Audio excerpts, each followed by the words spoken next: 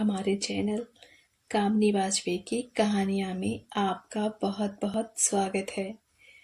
आइए सुनते हैं कहानी आंचल की छाँव। जब सुबह 5 बजे मेरी नींद खुली तो देखा मेरे बेड के पास मम्मी जी खड़ी थी। मैंने आश्चर्य से पूछा, क्या हुआ? उन्होंने भराए गले से कहा, बहू क्या बताऊं, अशोक की दुल्हन खत्म हो गई। क्या? कैसे? कब? शाम तक तो सब ठीक था, फिर ये कैसे हो गया?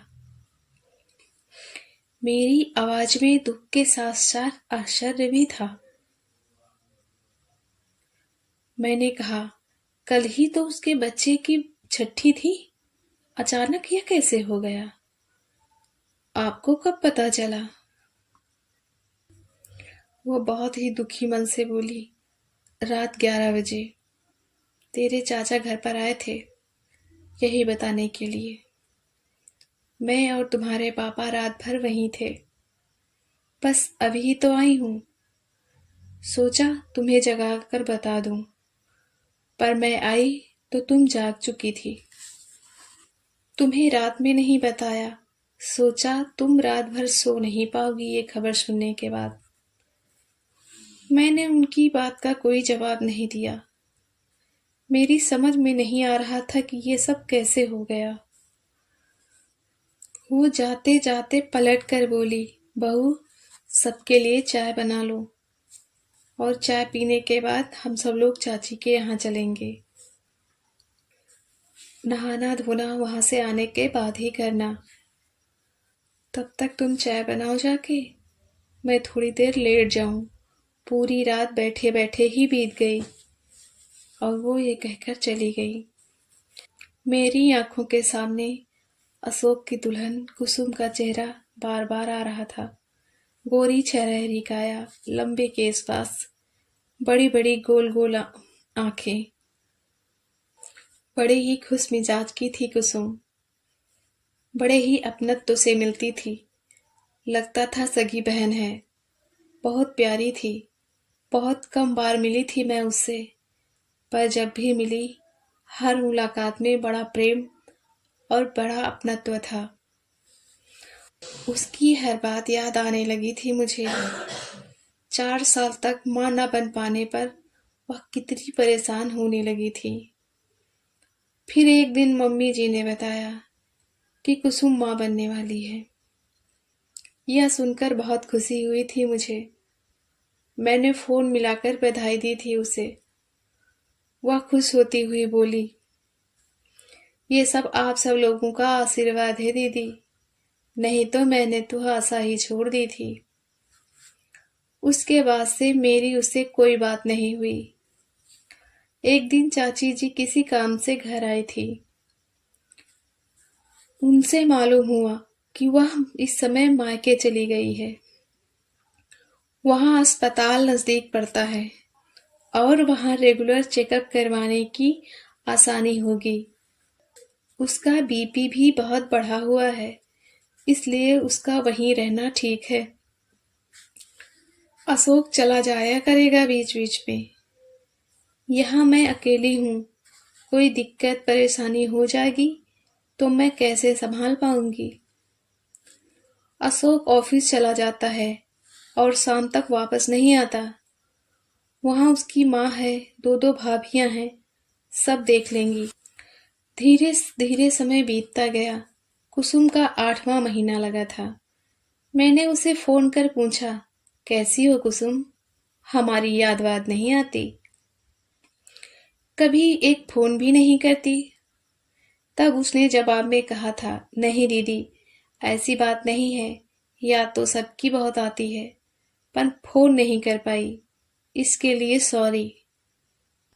मैंने तब हंसते हुए जवाब दिया था, कोई बात नहीं यार, मैं तो मजाक कर रही थी। मुझे पता है तू हम सब लोगों को बहुत याद करती होगी। अच्छा खैर छोड़, ये बता तू ठीक है? हाँ दीदी, ठीक तो हूँ, पर बहुत कमजोरी सी लगती है। पैर भी सूजे हुए हैं। मैंने कहा, अधिकतर महिलाओं को पैरों में सूजन आ जाती है, ये कोई घबराने वाली बात तो नहीं है। रही बात कमजोरी की, तो उसके लिए तू डॉक्टर से सलाह ले ले। उसके बाद देर तक हमारी बातें होती रही।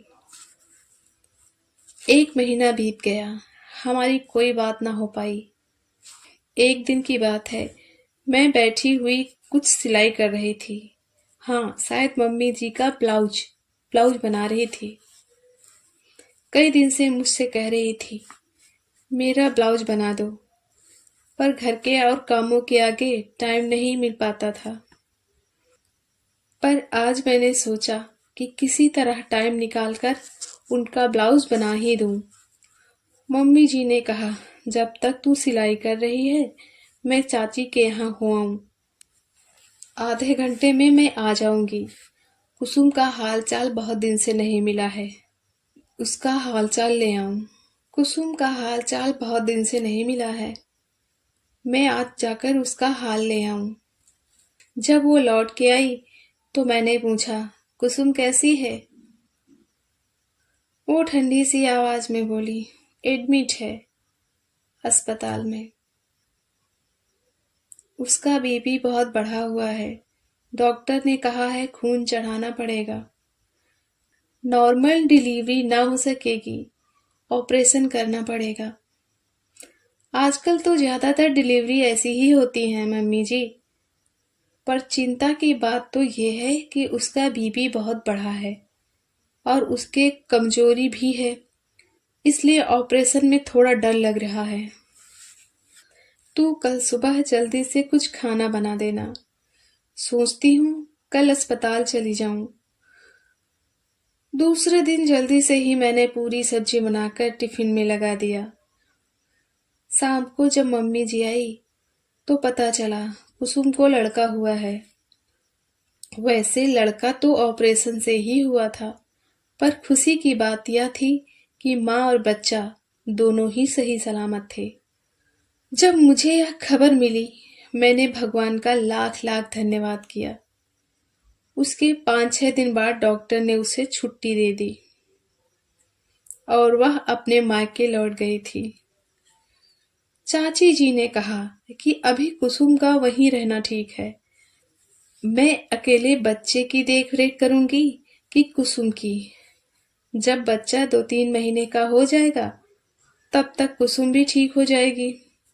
कम से कम अपने बच्चे को तो देखेगी ही। वहाँ उसकी माँ है, 2-2 भाभियां हैं। उसकी और उसके बच्चे की देखभाल अच्छे से हो जाएगी।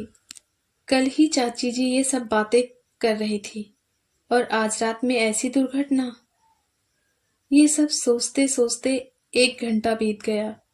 मुझे ध्यान ही नहीं रहा कि मम्मी जी ने मुझसे चाय बनाने को कहा था। बाबूजी ने जब बाहर से आवाज लगाई, बहू चाय बन गई क्या? तब मुझे ध्यान आया। मैं जल्दी से उठी और बाथरूम की तरफ चली गई। वहां से फ्रेश होकर निकली और जल्दी से किचन में जाकर चाय का पानी चढ़ा दिया। जल्दी से चाय बनाकर मैं पापा जी को दे आई। अपनी और मम्मी जी की चाय मैं उनके कमरे में ही लेती गई। मेरा मन ये जानने के लिए बेचैन था कि आखिर ये हुआ कैसे। जब मैं चाय लेकर कमरे में पहुंची तो मम्मी जी सो रही थी। मैंने उन्हें जगाकर चाय का प्याला थमाते हुए पूछा, मम्मी, सुमन तो मायके में थी ना? हाँ। तो ये कैसे हो गया? कल ही तो डॉक्टर ने उसकी छुट्टी करी थी। मम्मी जी चाय का घूंट भरती हुई बोली, सब कर्मों का दोष है। बेचारी शाम तक अच्छी भली थी, फिर अचानक से उसकी तबीयत बिगड़ गई। भगवान ने उस दुधमुहे 6 दिन के बच्चे के साथ ऐसा क्यों किया कि उससे उसकी माँ के आंचल की छांव ही छीन ली। कल शाम को उसने फोन पे चाची और अशोक दोनों से बात की। कल छठी थी बच्चे की, वह बहुत खुश थी। फिर 1 घंटे के बाद उसके पापा का फोन आया कुसुम की तबीयत अचानक खराब होने लगी। उसे उलझन होने लगी। उसने अपना शॉल उतार दिया। उसे पसीना आने लगा था। उसके बाद स्वेटर भी। उसके घरवाले उसकी बिगड़ती हालत को देखते हुए उसे फौरन अस्पताल ले गए।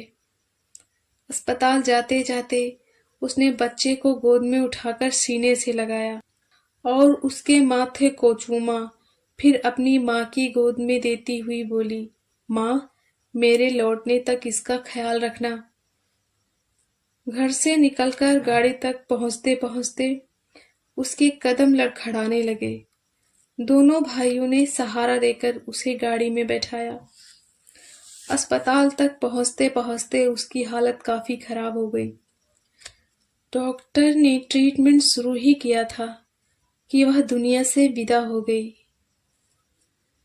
डॉक्टर ने उसकी मौत का कारण हार्ट अटैक बताया। ये विधाता की कैसी लीला है। 7 दिन के दुधमुहे बच्चे से उसकी माँ छीन ली, उसे ममताहीन कर दिया। बेचारी कुसुम, जो कितनी मन्नतों के बाद माँ बनी थी, अपने बेटे को अपने आंचल की छांव तक न दे पाई।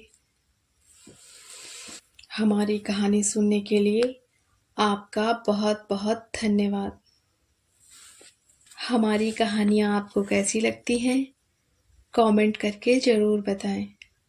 अगर आप हमारे चैनल पर नए हैं तो प्लीज़ लाइक करें, सब्सक्राइब करें और शेयर भी करें।